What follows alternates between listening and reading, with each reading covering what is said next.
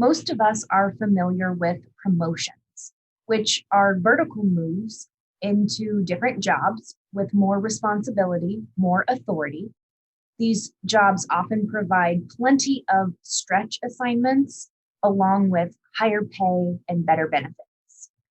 Promotions can serve as a motivator, a reward for high performers, and as a development opportunity for people who are looking for more responsibility and for those who would like to have a greater influence on business decisions and business outcomes. Plus, promotions can help people develop a long term orientation and a depth of skills. The drawbacks of this option are that it may involve relocation, which can be good or bad depending on the person. And it often increases job stress by increasing the workload.